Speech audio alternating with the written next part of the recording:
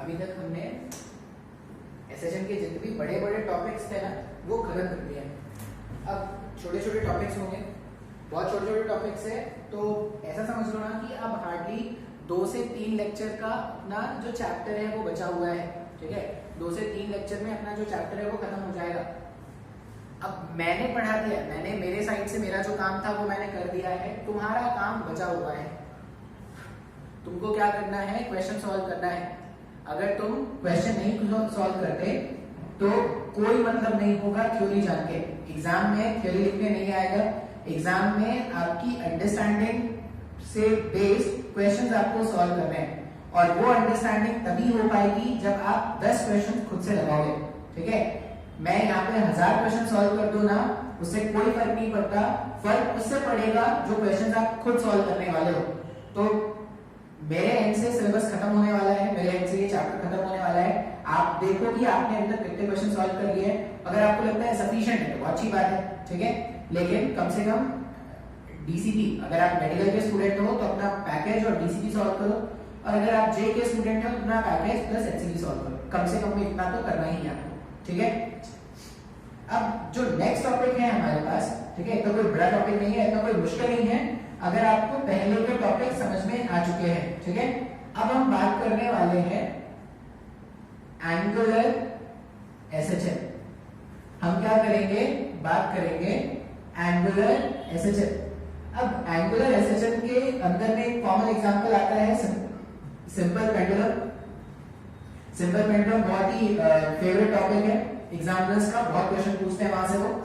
तो हम क्या करेंगे, एंगुलर एसएचएम देखना स्टार्ट करते हैं। ठीक है, अब ये कुछ नया नहीं पढ़ाऊंगा इसमें।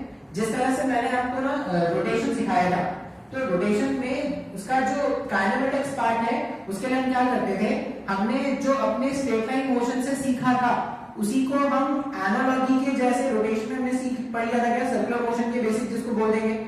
तो वैसा ही कुछ हम क्या करने वाले हैं, यहाँ पे करने वाले हैं। ठीक है, जैसे एक एग्जांपल भी मैं साथ ही साथ ले लेता हूँ, शायद आपको एग्जांपल से ज्यादा अच्छे समझ में आए।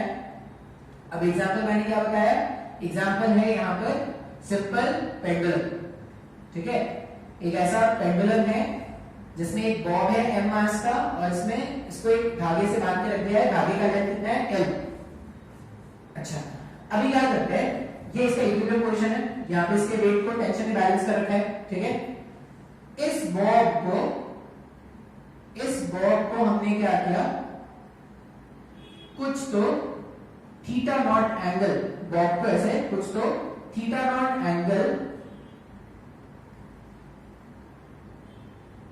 थीटा नॉट एंगल पर ऐसे ले जाकर यहां से रिलीज कर दिया। ठीक है, इस पॉइंट से हमने क्या कर दिया, थीटा नॉट एंगल से इसको रिलीज कर दिया। आप क्या देखोगे, जैसे आप इसको रिलीज करोगे ना, ये इस तरह से टू एंड फ्रो मोशन करना स्टार्ट कर देगा।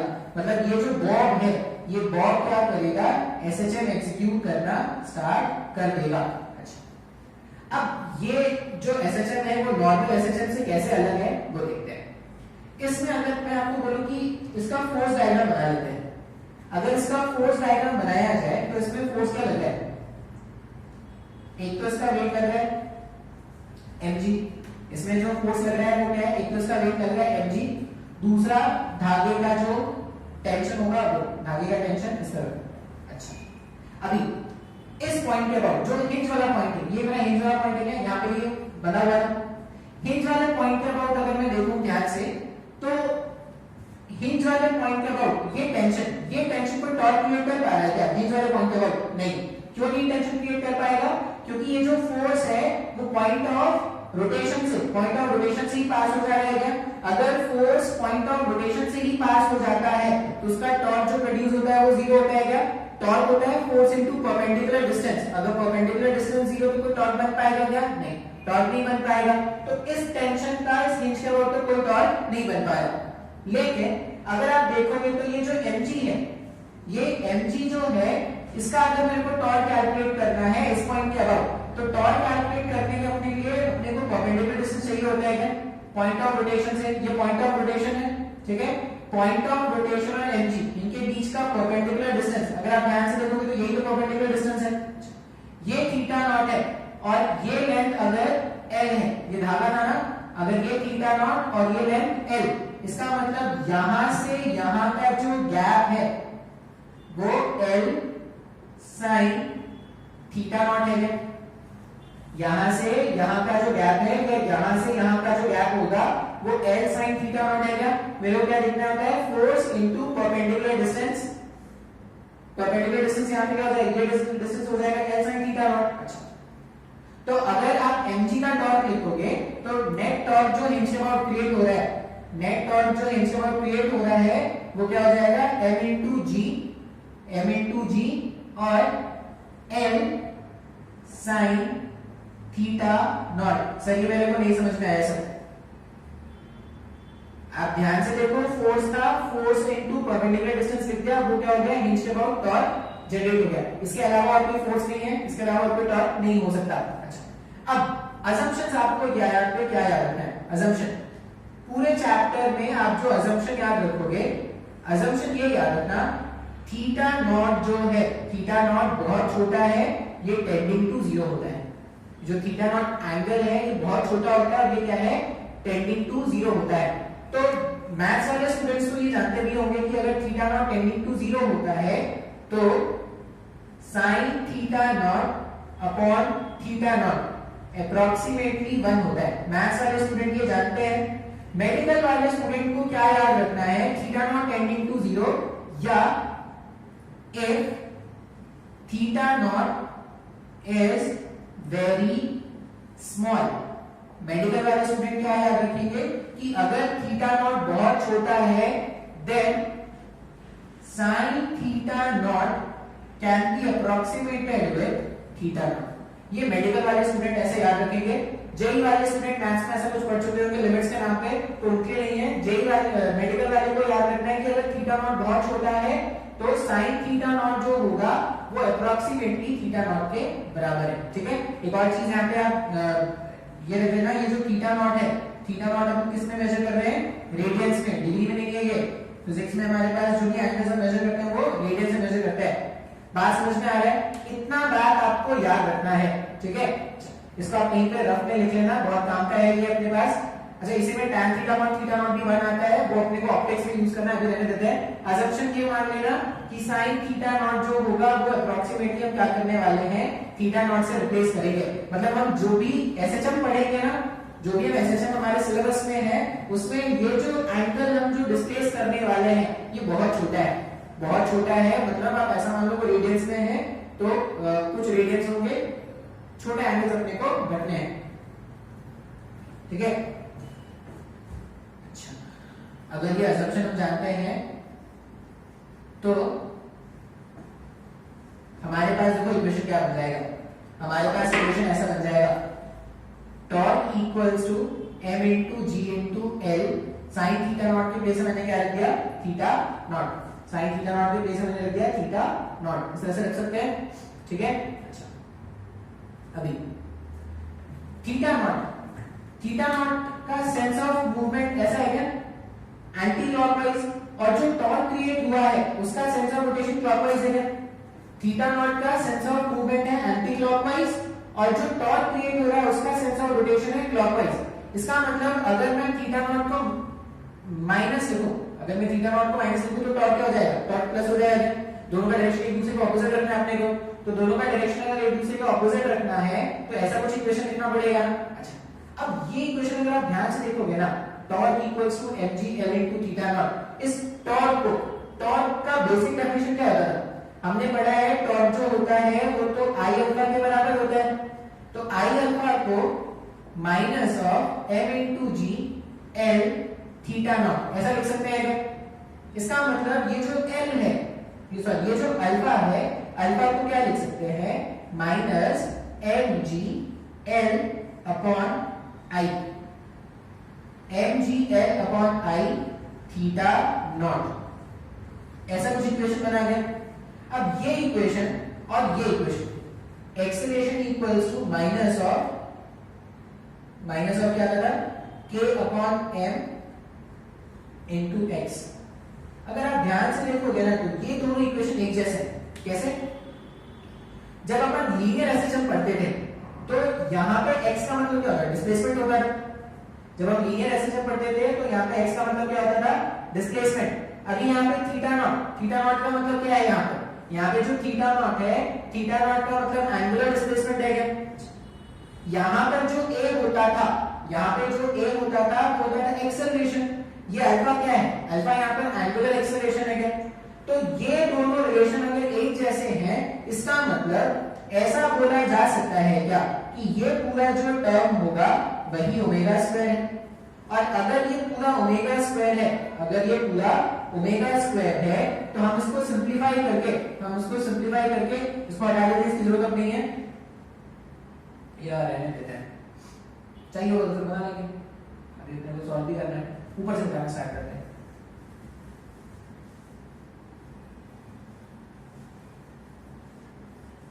देखो ये पूरा हमारे पास ओमेगा स्क्वायर। अच्छा एक और चीज, ये तो एक पॉइंट मास है ना, पॉइंट मास है जिसका मास है m।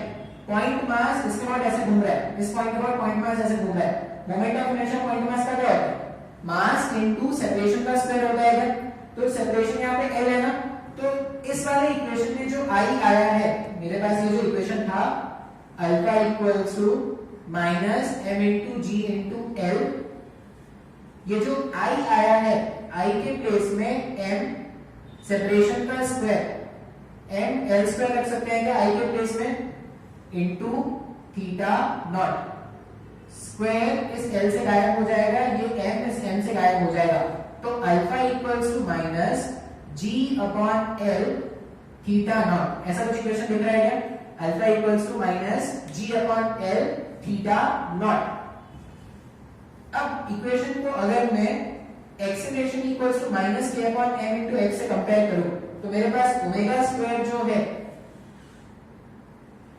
फिर से ओमेगा का मतलब एंगुलर फ्रीक्वेंसी, ये ओमेगा यहाँ पे एंगुलर स्पीड नहीं है, सर को यहाँ पे वो घूम रहा है उसका एंगुलर स्पीड है क्या, नहीं, ये ओमेगा जो है वो एंगुलर फ्रीक्वेंसी है।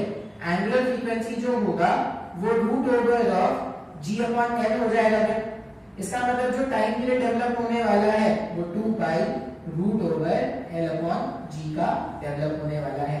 अब अगर आपने थोड़ा बहुत भी कभी फिजिक्स पढ़ा है 9th में 10th में 11th में, कभी भी, ठीक है, कभी भी अगर आपने फिजिक्स पढ़ा है तो आपने ये फॉर्मूला जरूर देखा होगा, time period of simple pendulum. Simple pendulum का टाइम पीरियड कैलकुलेट करते हैं 2 pi root over of l upon g। और अगर तुम्हारा 9 10 तक स्कूल थोड़ा ढंग का था, मतलब अगर तुम अच्छे स्कूल में पढ़े हो, तुम्हारा स्कूल अगर गरीब नहीं था, तो इसको हमने एक्सपेरिमेंट भी किया होगा। इसमें एक सिंपल पेंडुलम लेते थे, वो स्टॉप वॉच होता था, टाइम पीरियड नोट करना होता था, ऐसे एक एक्सपेरिमेंट भी आपने लोअर क्लासेस में किया होगा। वो डिपेंड करता है कि तुम्हारा स्कूल कैसा था। मेरा स्कूल वहां, अगर स्कूल ढंग का था तो ये कराया गया होगा, नहीं तो कोई बात नहीं। अच्छा, ये फॉर्मूला मेरे पास आ गया टाइम पीरियड का। ये टाइम पीरियड किसका है, सिंपल पेंडुलम। सिंपल पेंडुलम का टाइम पीरियड अगर कैलकुलेट करना है तो वो आ जाएगा 2 pi root over l upon g। अभी ना सिंपल पेंडुलम के बारे में बात नहीं कर रहा हूं मैं, अभी क्या करने वाला हूं, एंगुलर एसएचएम के बारे में बात करूंगा, ठीक है।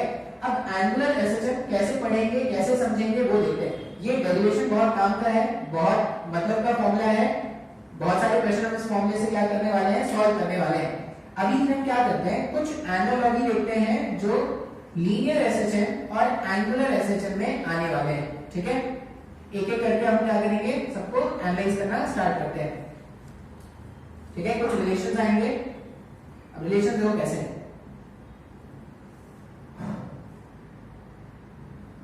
सबसे पहले लीनियर एसएचएम में फोर्स जो था वो minus of k into x का ऑर्डर का था क्या। अगर लीनियर एसएचएम ऐसा था तो एंगुलर एसएचएम में आप याद रखना कि जो टॉर्क है वो minus of k into theta के ऑर्डर का है, ठीक है। जैसा यहाँ पे फोर्स और एक्स का रिलेशन था, वहां पे टॉर्क और एंगुलर डिस्प्लेसमेंट का रिलेशन है। F इक्वल्स टू माइनस के एक्स अगर होता तो लीनियर एसएचएम होगा, टॉर्क इक्वल्स टू माइनस के थीटा के फॉर्मेट का अगर होगा तो एंगुलर एसएचएम होगा। एंगुलर एसएचएम होगा मतलब वो क्या करेगा, एंगल्स में ऐसे से ऑसिलेट करने वाला है, ठीक है। दूसरा इक्वेशन जो आया था, दूसरा इक्वेशन ऐसा था क्या, एक्सेलरेशन जो था वो minus of k upon m into x आया था। Acceleration minus of k upon m into x आया था।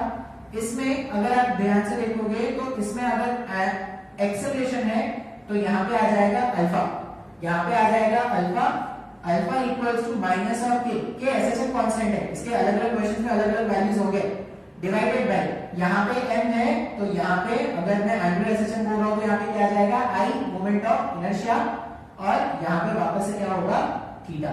ये मेरे पास दूसरा इक्वेशन है जो हम एंगुलर एसएचएम में यूज करेंगे।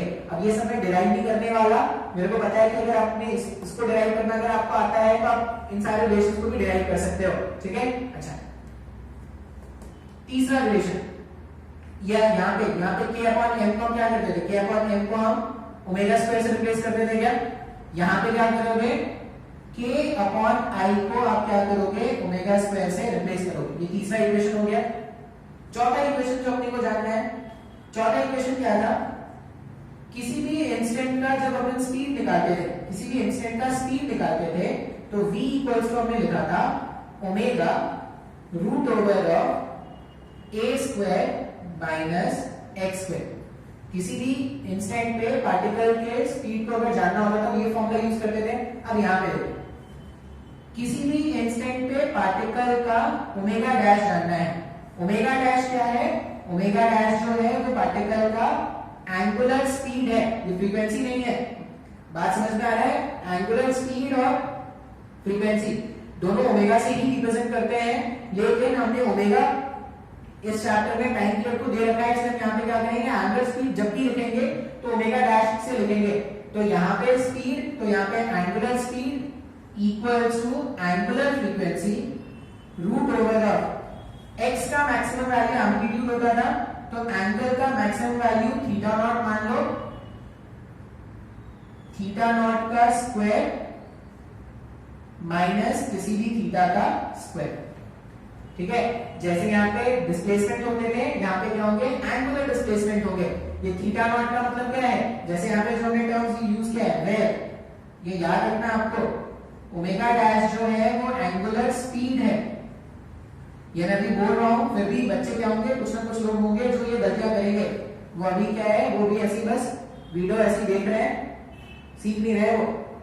ओमेगा डैश एंगुलर स्पीड होगा, ओमेगा जो है वो एंगुलर फ्रीक्वेंसी है, ओमेगा जो है वो एंगुलर फ्रीक्वेंसी है, थीटा नॉट जो है वो एंगुलर एम्पलीट्यूड है, थीटा नॉट जो है वो एंगुलर एम्पलीट्यूड है, और थीटा, थीटा क्या है, किसी भी रैंडम पोजीशन का एंगुलर डिस्प्लेसमेंट, ठीक है। ये आपको याद रखना है, ठीक है। मैंने क्या लिखा है, मैंने चार फॉर्मूलेस यहाँ पे लिखे हैं, जैसा लीनियर एसएचएम में था वैसे ही एंगुलर एसएचएम में है, बस यहाँ पे ओमेगा डैश अल्फा थीटा इसके टर्म्स में फॉर्मूलेस लिखने स्टार्ट हो जाएंगे। बात समझ में आया, फिर इसको रब कर देता हूं यहाँ तक, अब मुझे लगता है आपको समझ में आ गया होगा। इसके आगे अगर आप देखोगे कुछ नया नहीं पढ़ा रहा मैं, बस आपको क्या करना है, जो पहले से आपने फॉर्मूला सीख करना है उसमें आपको थोड़ा बहुत रिप्लेसमेंट करना है। v और x का रिलेशन बता दिया ना, v और x के रिलेशन के बाद हमने क्या लिखा था, डिस्प्लेसमेंट। यहाँ पे किसी इंस्टेंट का जो x आता था वो ऐसा रहता क्या, a sin omega t plus phi naught, ऐसा इक्वेशन आया था ना। अगर यहाँ पर x equals to a sin omega t plus phi naught आया था तो एंगुलर एसएचएम में अब x का मतलब क्या होगा, किसी भी इंस्टेंट का theta, theta equals to theta naught, theta equals to theta naught sine omega into T. Omega angular frequency है, पहले भी यहाँ पे भी एंगुलर फ्रीक्वेंसी था, यहाँ पे भी एंगुलर फ्रीक्वेंसी है, प्लस उसका इनिशियल फेज फाई नॉट। बात समझ में आया क्या। ये मेरे पास किसी भी इंस्टेंट का अगर मेरे को थीटा जानना है तो मैं ये इक्वेशन यूज करूंगा। उसी तरह वेलोसिटी का एक्सप्रेशन यहाँ पे क्या होता है, इसको डिफरेंशिएट करने से वेलोसिटी का एक्सप्रेशन मिलता था। अब अगर मैं इसको डिफरेंशिएट करूंगा, इसको डिफरेंशिएट, थीटा को डिफरेंशिएट किया, ओमेगा नहीं लिख सकते, ओमेगा का एंगुलर फ्रीक्वेंसी है ना, अपन क्या लिखेंगे, ओमेगा डैश इक्वल्स टू, जब आप इसका डिफरेंशिएशन करोगे तो ये ओमेगा सामने आके मल्टीप्लाई हो जाएगा, तो ये ओमेगा और ये ओमेगा डैश दोनों का डिफरेंस समझ में आना चाहिए। साइन का डिफरेंशिएशन क्या होता है, cos omega T plus phi not. ये मेरे पास एंगुलर स्पीड का रिलेशन आ गया टाइम के साथ। इसी इक्वेशन को एक और बार डिफरेंशिएट कर दोगे, अब इसका जब डिफरेंशिएशन करेंगे तो एंगुलर एक्सेलरेशन आ जाएगा अल्फा। अल्फा इक्वल्स टू इसका डिफरेंशिएशन हो जाएगा omega square theta naught, cos का डिफरेंशिएशन माइनस हो जाएगा sin omega T plus phi not. ये सारे रिलेशंस हमने लीनियर एसएचएम में फाइंड किए थे, सारे रिलेशंस को हमने एंगुलर एसएचएम के लिए भी फाइंड कर लिया है। ठीक है, प्रूफ इतना इंपॉर्टेंट नहीं है, आपको बस ये रिलेशंस याद रखने हैं। ठीक है, अब रिलेशंस याद रखने हैं, क्यों याद रखने हैं, क्योंकि अगर मैं बोलूं कि मान लो इसमें कोई क्वेश्चन सॉल्व करो कि रिलेशंस क्यों याद रखने हैं, थोड़ा कंफ्यूजिंग होता है ये एंगुलर एसएचएम, लेकिन आसान है अगर आप एसएचएम में सिंपल एसएचएम जो थे, जो लीनियर एसएचएम थे, उनको एंगुलर एसएचएम से रिलेट करना स्टार्ट कर दोगे। आप ऐसा समझो कि लीनियर एसएचएम ही पढ़ रहे हैं, बस उसमें वैल्यूज को हमने क्या कर दिया है, उसके एनालोगस ऑफ सर्कुलर मोशन से मैंने रिप्लेस कर दिया है। ठीक है, इसमें क्वेश्चन सॉल्व करते हैं। अब दो क्वेश्चन कैसा है, मान लो ऐसा बोला गया है, क्वेश्चन है एक पार्टिकल है जिसका एंगुलर एम्पलीट्यूड, इसका एंगुलर एम्पलीट्यूड बोला गया है थीटा नॉट। ठीक है, इसका एंगुलर एम्पलीट्यूड बोला गया है थीटा नॉट और t equals to 0 second, t equals to 0 second पर जब हमने इसको देखा, ठीक है, ये कैसे ऑसिलेट ऐसे ही कर रहा है, लेकिन मैंने इसको डायग्राम में ऐसा बनाया है। ठीक है, ये थीटा नॉट प्लस का, ये थीटा नॉट माइनस का। ठीक है, t इक्वल्स टू 0 सेकेंड पे जब हमने इसको देखा तो ये क्या है, ये यहां कहीं पर है, थीटा नॉट बाई 2 और इधर आ रहा है। आप इसका डिस्प्लेसमेंट और टाइम का रिलेशन लिख सकते हो क्या, मतलब theta equals to theta naught sin omega t plus phi not का रिलेशन लिख सकते हो क्या। यहां पे अगर आप देखोगे तो एंगुलर डिस्प्लेसमेंट पता है, ओमेगा ओमेगा एंगुलर फ्रीक्वेंसी वही होता है। अपने को कैलकुलेट क्या करना है, अपने को कैलकुलेट करना है फाई नॉट। अब फाई नॉट कैलकुलेट करने के लिए ध्यान से देखो, फाई नॉट कैलकुलेट करने के लिए अगर आपको प्रॉब्लम हो ना तो आप ऐसा मान लेना ये a है, ये माइनस a है और ये a/2 है, ऐसा मान सकते हैं ना। अच्छा, अगर a/2 है, अगर ये a/2 है तो हम कैसे सॉल्व करते थे, t इक्वल्स टू 0 में अगर मैं इक्वेशन लिखूं, t इक्वल्स टू 0 में अगर मैं इक्वेशन लिखूं तो ऐसा कुछ हो जाएगा क्या, आपको अगर प्रॉब्लम हो तो थीटा नॉट को आप a से भी रिप्लेस कर लेना, a से रिप्लेस कर लोगे, जैसे आप a से रिप्लेस कर लोगे तो क्वेश्चन तो वैसा ही दिखना स्टार्ट हो जाएगा ना जो हमने पहले वाले लेक्चर्स में देखा था। तो यहाँ पे अगर मैं रिप्लेस कर दूं, मान लो मेरे पास ये माइनस होना चाहिए ना, अगर ये नी क्वेश्चन है तो थीटा का वैल्यू मेरे पास कितना है, minus of theta naught divided by 2।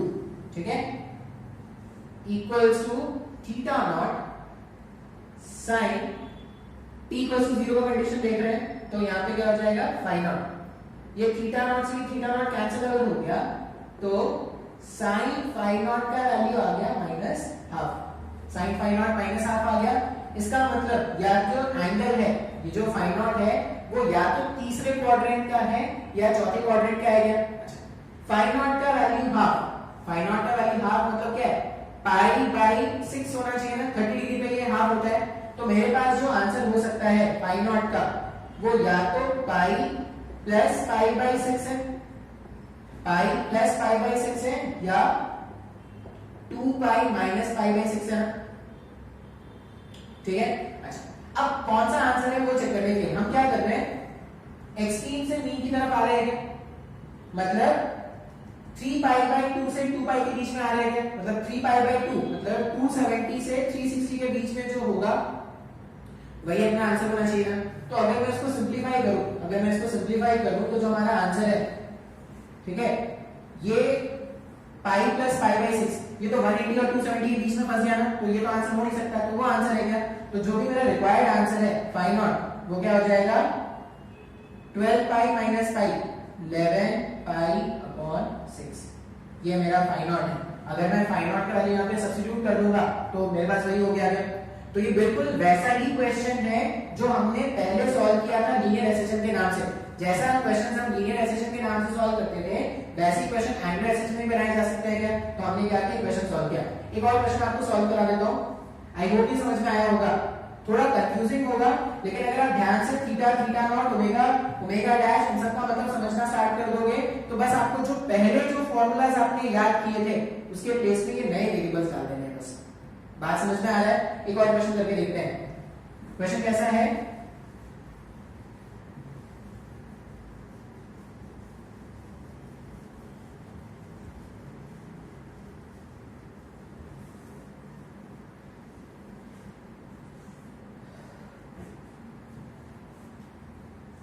Question है कि